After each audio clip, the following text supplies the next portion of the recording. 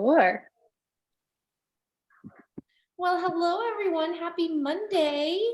I'm so excited for this call because it's been too long time coming to have Stacey hosting a call for us.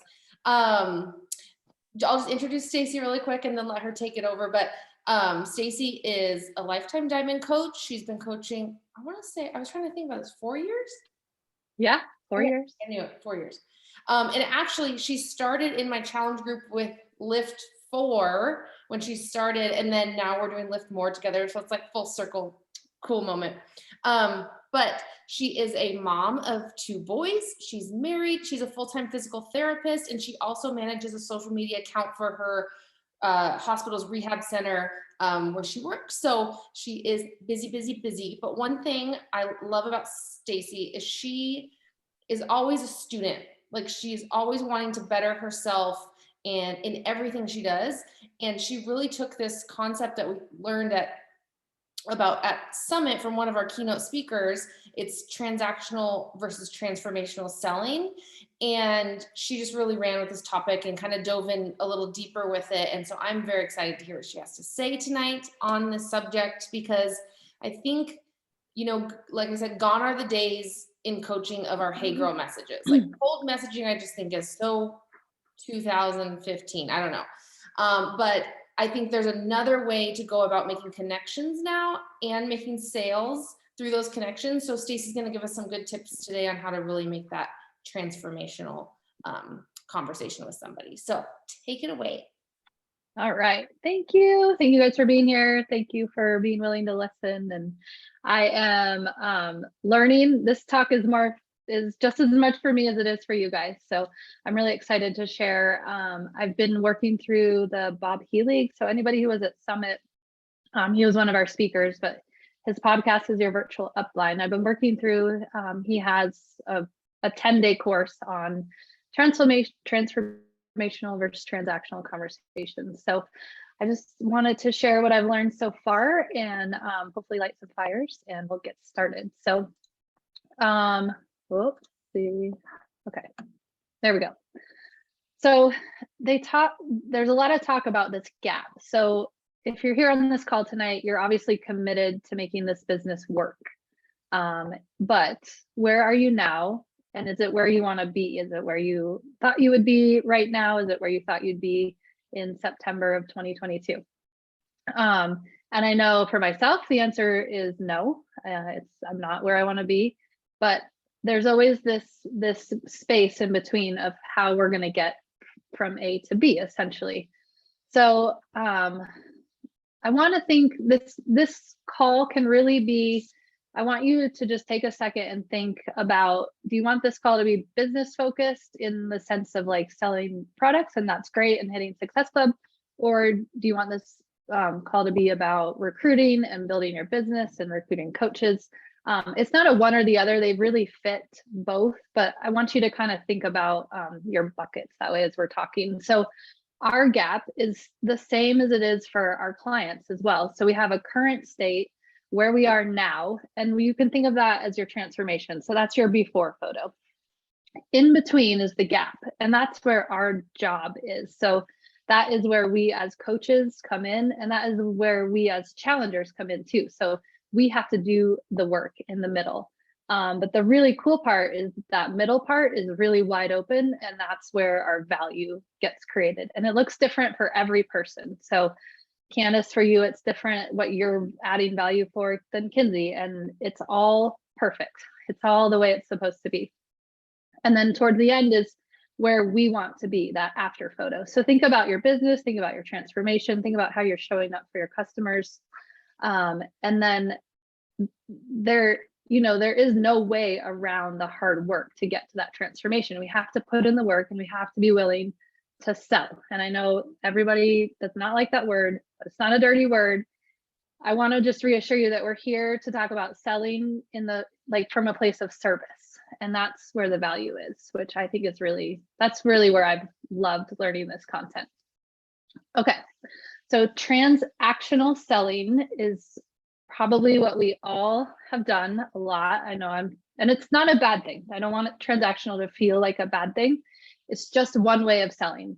And as he talks about, there's two different ways of selling. There's transactional and there's transformational. So transactional is product focused, and it's focused on results and what you can get from the conversation. So we get so focused on that yes, and we get so attached to getting the yes that when we don't get the yes, we feel like maybe we are a failure instead of maybe we just failed.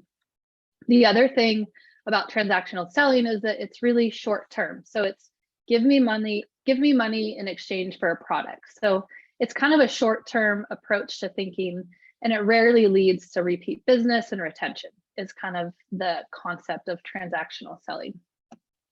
So then we pop into the idea of transformational selling, and it's customer focused. It's focused on what we have to give and how we can help. And it's focused on the goal. The goal really is helping and finding that value, like I said, in that middle part. And then from there, we're positioning our products and our coaching if we're building a team, and building a team is the vehicle to help people solve their problems. So transactional, when you're thinking about who you're selling to, everyone is a prospect. And then we can maybe be a little bit misguided. We can become pushy, or we can just trying to get the yes, or just trying to get the sale. When you're really rooted in transformational selling, it's genuine conversation, and there's a way that I can help you, and you're really focusing on the value, and you're focused on the person's problem and how you genuinely want to help the person. And he just keeps saying selling is just a conversation. That's all it is. It's a conversation back and forth between the person that you're trying to help. Okay, so this was hard for me to hear, but you cannot post your way to a successful business. We are led to believe that if we just get good enough, or we do enough of reels, or we do enough going live, or we do the perfect posts, that we'll have those right conversations. But you cannot, and I'm guilty, and I know we're all guilty, but you cannot post your way to a successful business. So there's so much focus, right? I think, as Kinsey was alluding to, the Hey Girl message and curiosity marketing, there's so much emphasis on creating this marketing material that we end up not having these conversations. And it comes at a price. So I don't know about you. I know I'm guilty of spending an hour making a freaking reel. So when I could have been having a conversation with 5 people, right? Like those meaningful conversations. So I think I really just want to hit home that point. I was listening to one of he had a coaching call with this one gal, and she was like, nobody's coming to me. I post and no one's coming to me. And he's like, can I hear that again? Like, nobody is coming to you, right? It's because she wasn't having conversations. She just was so focused on what the post was going to be. So this also kind of hitting this home, where are you spending your time? So marketing, we have to market, we have to be on our social media, we have to be showing up, posting our workouts, but marketing generates leads. And another way I really want you guys to think about it is conversations. It generates results, it makes sales, and it gets recruits. So the business building, the sales, the making more money, everything that we're all here for, on top of helping people, is through conversation. So, all right, here we go. So transactional selling is results focused, like I said, and there's nothing wrong with it, but people don't want our stuff. They want the result of our stuff. They want the after picture, right? So we have to find how we're going to fill that gap and be that value for them.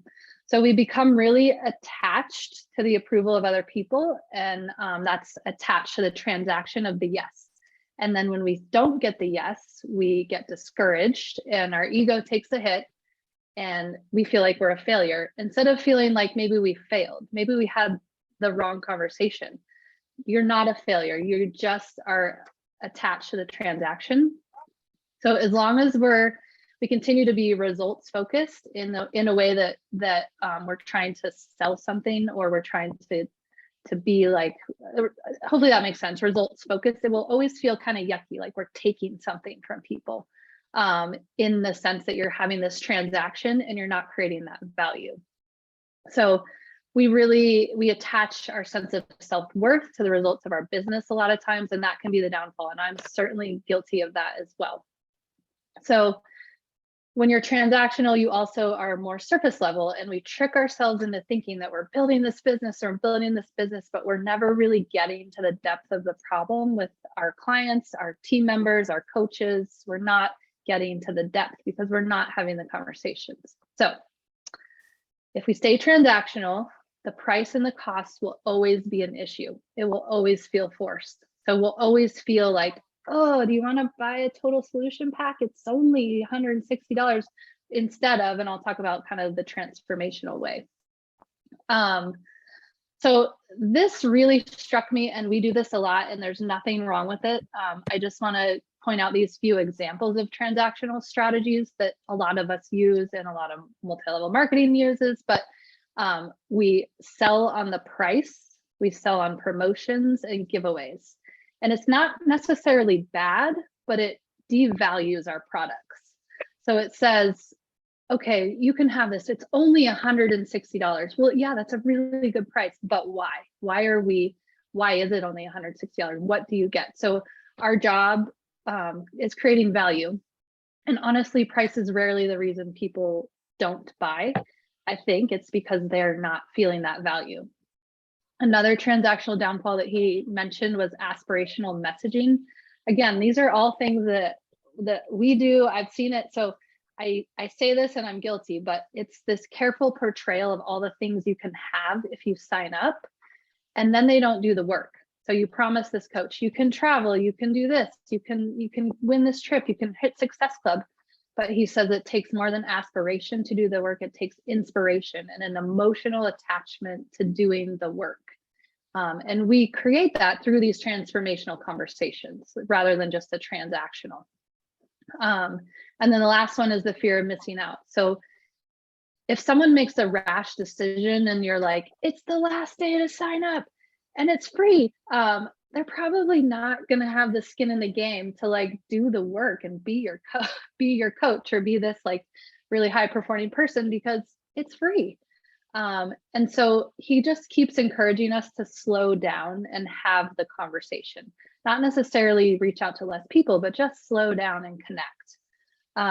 And again, just all of these things kind of devalue. So something that he hit home, he said, post the promotion. It's okay. Say, yes, there is a promotion, but slow down. And all you have to do is ask, why do you want to buy? Before you sell, let's connect around something meaningful.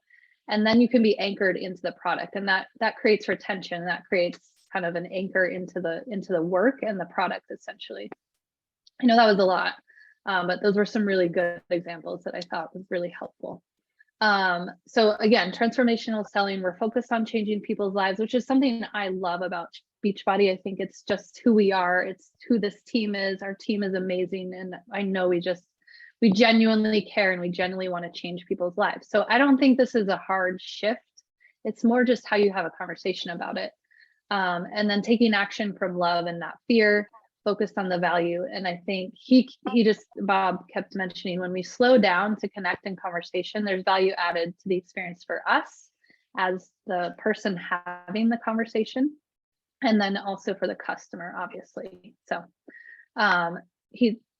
there's this idea that transformational selling conversations, it feels like we're leading rather than we're pushing people kind of to that finish line. So people want to be led. They don't want to be pushed to the sale. They want to feel like a part of the equation, which I'll go over kind of the equation, and then you feel better too having these conversations. We really value helping more than being liked and accepted. And this means that you can challenge when you value helping more than being liked and accepted, then you're able to have those harder conversations and you can challenge people. And that's where you get the person or the coach or the customer to have that breakthrough with you, and then they're with you for life. So we really want to start off on the right foot and the person to be inspired with the products and the programs. So and the coaching opportunity. Okay, so let's see, why is that not working? The transformation.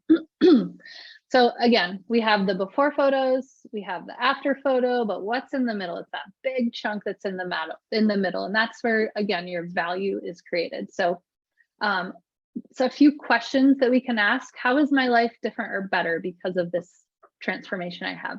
What other areas of my life have been impacted? And really finding clarity on that transformation, or that middle, the gap part. We can really create massive value for our products and coaching. And this will create that emotional connection and sense of purpose in our business when we're really, I think, anchoring into that idea of where our value is. So let's talk a little bit more about the gap. So he talks about this process. You have point A, and that is the current state.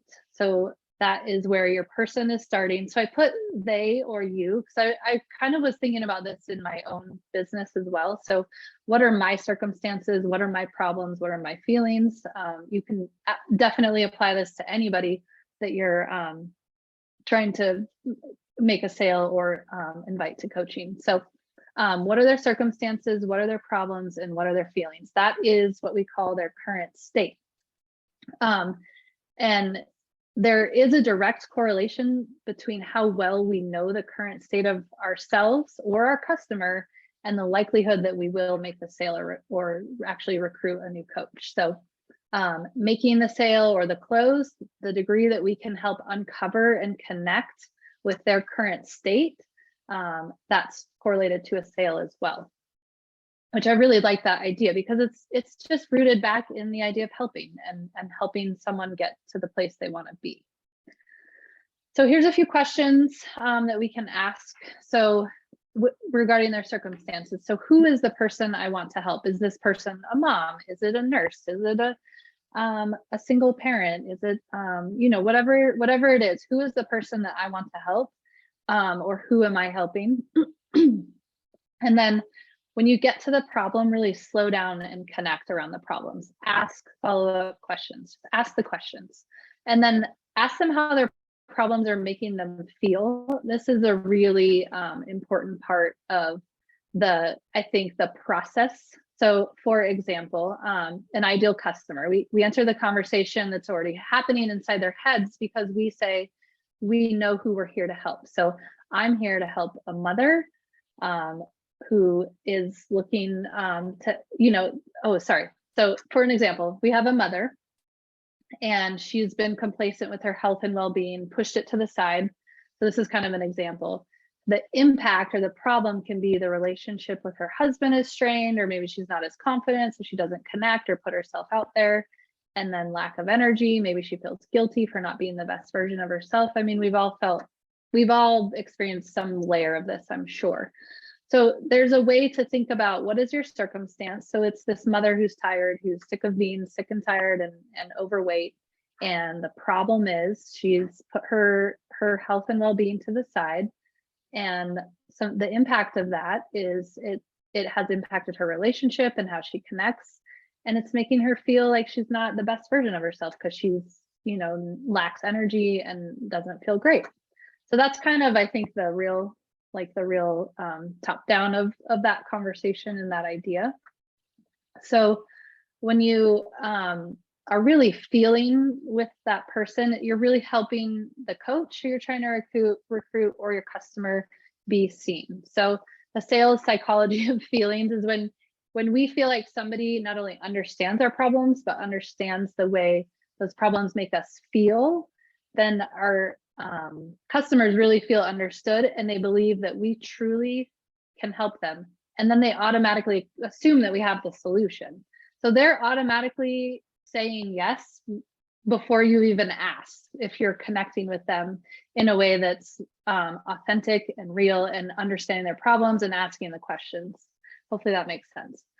It's kind of like you're closing the deal before you've even asked, because they assume you can help them if you're having those really meaningful conversations. So this is, again, these are questions you can ask. So if you're asking, if you're trying to help someone through the problem, and then what is the future state, or what is your transformation that you're trying to look for? So what are they trying to accomplish? What would solving those problems mean to them? So that would mean I could get up early, or that would mean I could go for a walk with my kids, or I could play with my kids and take my dog for a walk. What would that mean? And how would their life be different or better? Maybe I would feel better when I go out on date night with my husband. And then how would they feel once they're there? Maybe energized, or more alive, or more at peace. Any sense of that, getting that conversation of how they would feel if they had the idea of what was their future. Then you can easily say, how about a challenge pack or a total solution pack? If you're able to get them to see what that future would be like through conversation, it's an easy yes. So this is something that he talks about, is getting just really specific. So it's an I help statement. I know we've done a lot of this at times with other coaching and other presentations, but this is your homework for this presentation. But it's really creating your I help statement. And from there, then you can really, I think, understand who you are, who you're recruiting, and then how you're going to have those really impactful transformational conversations rather than transformational. So I just put my example down, but I help women who are working full time and are struggling with a joyless life find more fire in their soul and live a purposeful and present life. And then you insert by signing up with a total solution pack. And, I already have the solution to who you are. So I have this coaching opportunity. If you are working full time, you don't want to work full time, what is the problem? And you're living a joyless life. Hey, I have a coaching opportunity for you. But you're already seeing them in their state of, they're tired, they're struggling, they're joyless, they don't have the energy, they don't feel present. So I think it's kind of a reverse of how we think, like, hey, here's a total solution pack, it will help you, instead of, hey, you are potentially this and I have the solution. They're already going to get the solution if you can have that really powerful, meaningful conversation. So hopefully that's a wrap. Hopefully that made sense. I felt like it was kind of a little bouncy, but hopefully. No, You guys have any questions? I love this, the help statement at the end. Well, I want to do that for sure. I really like that. Yes. That was Yeah, I think really it was powerful. And then I just think what really clicked for me was when you had the two bubbles, and it was like the transactional, and it was just like being so tied to the sale and the yes. And then when that doesn't happen, you're just like defeated.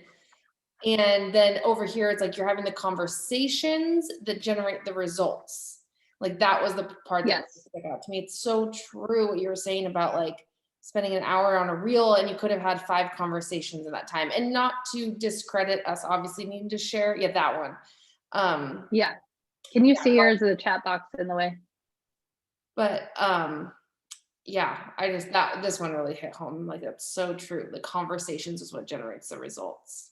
Yeah, we have to market. It's part of it, but I think and like you've taught us, can like follow up on the reel that you make, like go in and have the conversation, and hey, I noticed you liked my reel, and that is a conversation. Or hey, I noticed, have you been to a concert, or whatever the conversation is. Yeah, no, I really like that. Yeah, because you need both sides of it, but the results come from the second part. Yes, but what I've really loved is it's kind of taken that scary, icky part of sales. It's kind of broken that down for me. And I think, obviously I've learned a ton from you, Kinsey, but just, I think you're really good at having those conversations, and you've always been kind of a proponent of that. Like ask why, just keep asking, keep having conversations. And so I want people to have another way to think about, another way to have those conversations. Yeah. I loved it. Good stuff. And just a plug for Bob Heilig. I think that's how you say his last name. I know I did say it. Yeah. Once he said it at Summit, I was like, that's how you say it? Anyway, I've been saying my brain wrong all along, so now I second guess myself. But his podcast, it's called Your Virtual Upline, and it's free. And he does little snippets or super like tangible, good tips to any like direct sales network marketing people on the podcast, whatever streaming podcast you use, but really, really good. So Your Virtual Upline, if you just search that, it'll pop up. It's Bob. But Yeah. I really like listening to him. He's a quick talker. He's like to the point, he's just down and dirty. I like listening to him. And they're not very long either, which Yeah. is nice. He does plug his other services and his, courses and stuff, of course, but he still gives you a ton of great content. Transactionally selling you. Yes. He knows what he's doing. I know. Yeah, Stacey, I thought it was really excellent. And it's interesting that you picked up on this because out of everything we did at Summit, that one, when he talked was the biggest takeaway for me of the whole summit. And I think it's because I'm a counselor and like it totally made sense to me because that's what I've been doing my entire life, but somehow like Beachbody was just a little different. And it was like, oh, I don't understand business. I'm no good at business or marketing or anything. And it's like, but wait, I'm really good at conversation. And it's been a game changer for me. It's been really, really good. Yeah. That's awesome. I tell. see you hitting the boards, girl. Yeah. I was like, I can tell when you've recruited, 10 preferred customers in the last 2 months or something. Well, conversations like just that whole idea of not worrying about that. Like Kinsey even texts me and goes, oh my gosh, do you realize blah, blah, blah. And I'm like, I pay no attention to that because it totally stresses me out, but having conversations does not stress me out. And I know that I've heard this before, but somehow it just really, really struck me at Summit. And I need to listen to more of his podcasts. So yeah, they're good. I'm so happy you got the takeaway, Karen. Yeah, it struck me too. And it feels less, his whole thing at Summit was like less hustle, but I think the ultimate thing is that you don't feel like you're hustling because you're just meeting people, you're having conversations, and it feels genuine and it feels much better. Yeah. than doing the work of the a hustle hustler without the negativity. Exactly. Yeah. Exactly. You're still working your butt off. Yeah. Well, thank you. Yeah, that was awesome. I'll get this recording up so people can go back and check out the notes and stuff. Oh, Steph's off on the mic. I was just going to say, I love that you brought out coming from a place of love and not fear, because when we're trying to remember when we had the diamond retreat, and are we defending where we are in our business, or are we proactively reaching out to love and to help? And so that love, not fear also kind of changes what our job is. Our job is to connect with women, whatever our I help statement is, or whatever it is that they need. It comes from a place of love. And that also takes a lot of pressure off of the things we're afraid of not doing. So I really like that you brought that out. Thank you. Yeah. And I think, sometimes I hide behind love. I'm like, it's okay. It's okay. And they say no, or they don't want it or whatever. So I love that you brought that up, but I also love that, like, if you're figuring out their circumstances, their problem, you've already had this really meaningful conversation, and you mean it out of love, right? But it just gives you more, I think, to anchor into with the actual conversation than I don't know if that makes sense. And then to remind them of what they said. Yeah. When they say, well, I'm not going to do it right now. But then you talk about, well, there was a woman who was saying, I have all these people encouraging me about what I should do. And I said, well, what is it that you really want? She has a Beachbody coach. She has another friend who's a fitness trainer, and everybody's trying to get her to be healthy. And I said, well, what do you want? Yeah. Same thing. Just had those conversations. I'm sorry, I need to stop talking. But I just want to say the same thing Candace just wrote, pretty much, just about like what you said about asking questions, but asking how their problem makes them feel. And that's the part you can keep coming back to. the feeling, and that's where he hits. He's like, if we can get like the sales psychology thing, if we can get in, I think we say, what's your problem? You're like, oh, I'm overweight. Oh, here, you need Shakeology and you need to work out. Instead of like, oh, I'm overweight. How does that make you feel? That, what barriers do you have in your life? What do you feel tired? Do you feel like you have less energy? What are the actual things? And then, like you said, Kins, you can come back to that if they say no and say, hey, I'm just checking on you. Are you still feeling as tired as you mentioned, or whatever specific example it is to that person. We all want to be seen, and I think that is the next step of what's your it's like that. I think like you said, hey girl, like I think we talked a lot about problem solution, and it's not like what's in the middle is how they feel before they get to the solution. So yeah. 100%. All right. Yes. Well, thank you again. Okay. Steve. That was so Thank you. That was fun. Thank you. Yeah. All right, I'll have the recording up, but have a good night, everybody. Bye. Bye. Thank you. Bye. Yeah.